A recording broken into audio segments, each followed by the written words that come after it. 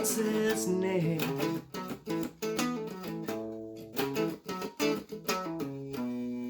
Tonight with me when he remembers game.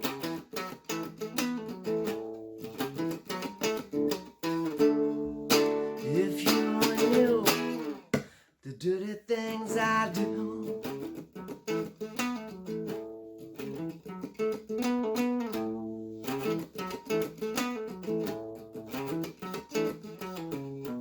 I know that it's not entirely true.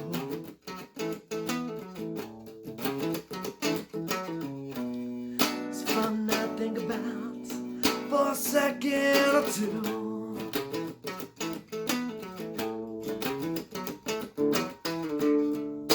If you only knew the dirty things I do.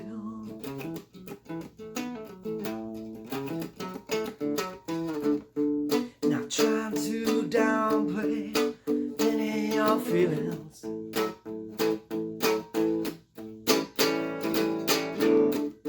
But I'ma make you forget all about him.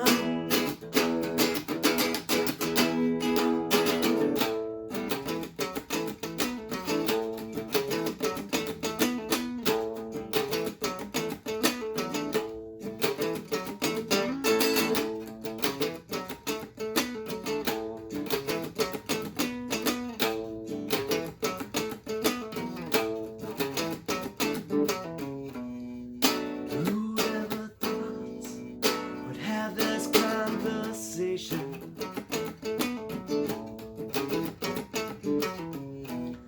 Could tell you've been my fantasy for so long.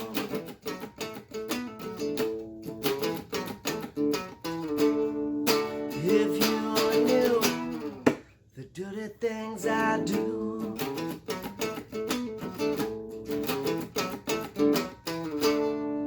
If you only knew the dirty things I do to you.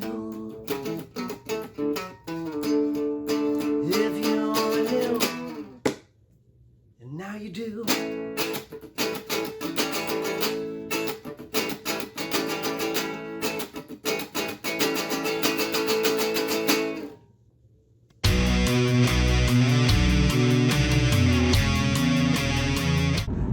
Thinking the song If You Only Knew, I wrote that in September of 2015, so that's almost 5 years ago from March 2020 right now.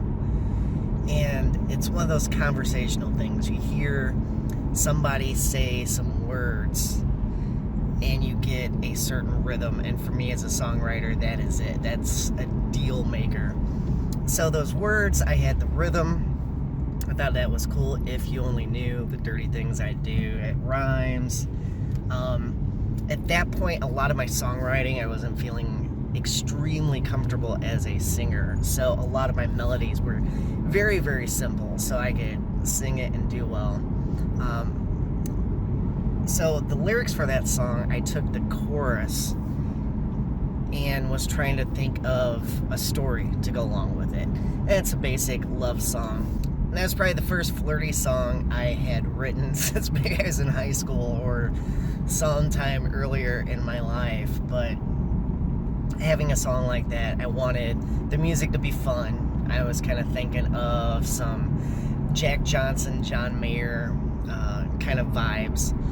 Some adult rock, I guess, even though that's a horrible genre description. I mean, what does adult rock even mean?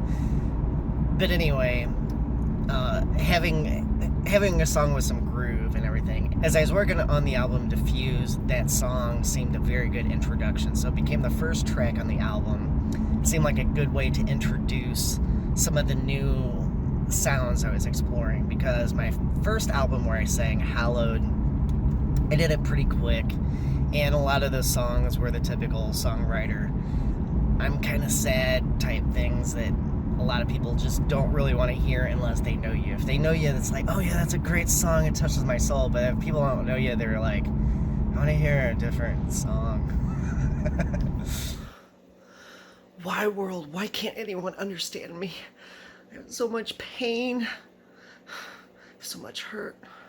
Where's my guitar? The musical idea for If You Only Knew, I was thinking of saying those words, If You Only Knew, and that riff, which is pretty much just an A major scale. Playing the riff like that and then using it to walk down to the chord I would play during the verse, which is a B minor 7, in classic R&B style, starting off with the minor 2 chord and working around that seemed to be a really cool idea. It was kind of bluesy, kind of groovy, kind of R&B, and the whole new style I was going for seemed to be just that. I just made a really cool turn onto a busy road here and revving up, so I better hit pause. When I used to give guitar lessons and things, I would always talk about how to use scales and chords and practice both together and try to get some sort of groovy timing or just get, some sort of rhythm down when you play scales instead of just practicing playing as fast as you can or something like that. Practice with some sort of musical purpose. And essentially, I was just thinking of the words, and that was a common just exercise warm-up I would do, playing a chord, run through some scale, try to hit something interesting. I was thinking of an interview I heard with Joe Walsh, and was talking about the intro to Life in the Fast Lane. That was some sort of warm-up kind of jam he was doing, and became part of a song. And as a songwriter, things like that are very common. You're just letting your fingers do the musical thinking, and you're just coming up with some ideas, and sometimes something like that kind of sticks. When I perform If You Only Knew live, I loop the drums. I have 2 bars of the drums from the song, and I cut the loop live, which is very tough. For some reason, when you're playing guitar or adding music, you're in the rhythm, you can dance, and your body is creating the music along with the beat. But when you're just listening to the drums and trying to cut that beat right at the correct time, if somebody says something, you're not hearing things very well in the venue, it can be a hassle to try to get that correct. And people that think I use backing tracks live, they're always like, how come that one sounded weird? It's like, well, dude, I'm making my backing tracks live in front of you, except for the drums. So I'll add in a little live clip here to show you what I'm talking about. So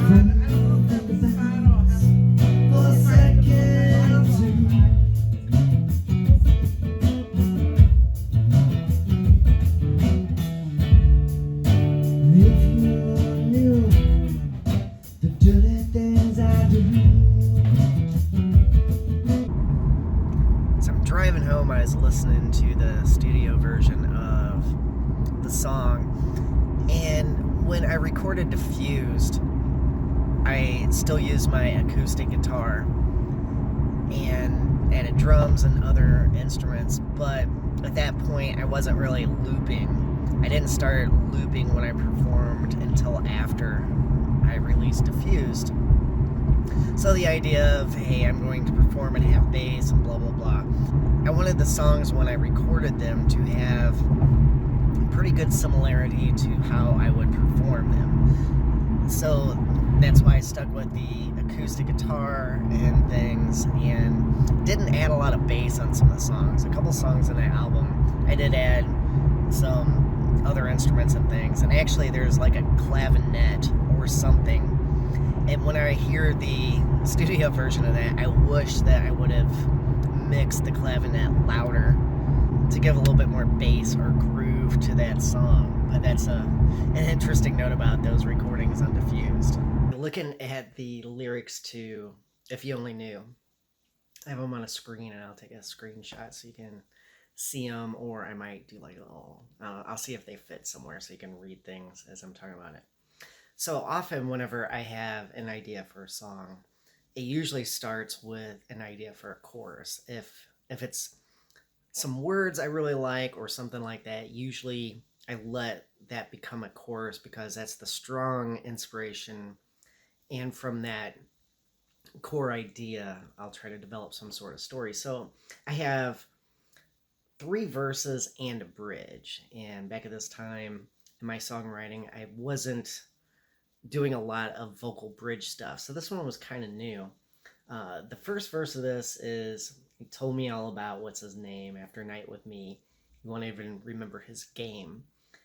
And whenever I wrote those lines, I wanted the second line. It's like you wouldn't even remember his name, but I had that in the first line. I was like, how do I, what do I do with that? Because I didn't want to do that technique where you just use the same word over and over again in your rhyming. So anyway, that's something whenever I perform this song, I always kind of think through those wording ideas. So essentially, it told me all about somebody, and you're setting up some sort of conflict for a story. If you think about how stories are structured, yeah, some sort of conflict or problem, and then you solve it. So as we propel that idea, the second verse, I know that it's not entirely true. It was fun to think about for a second or two. Since this is a love song, you get the idea of like, hey, maybe I'm thinking about you and me or something like that. You get this idea that there's some sort of connection, that it goes from a conversation to something a little different. The bridge is, I'm not trying to downplay any of your feelings, but I'm going to make you forget all about him. Well, there you go. Vocal bridges often try to add some different perspective or whatever on the story of the song, and there it's just laid right out for you. Third verse is, who'd ever thought we'd have this conversation and tell you you've been a fantasy for so long. So we get the resolution of the problem. Somebody's going through something, they're trying to forget somebody, there's someone new, and hey, you've been someone that has been on my mind before, and so you get some things to the love story that's not just basic and simple. At the very end, the idea of the chorus, if you only knew dirty things I do, and how that lyrically comes to the conclusion to you, that made me really nervous to write something like that, something so blatantly flirty. Now, compared to a lot of other songs that are flirty or obvious or whatever, this is probably totally rated G. But, things like that always make me a little nervous to put that in song and whatnot.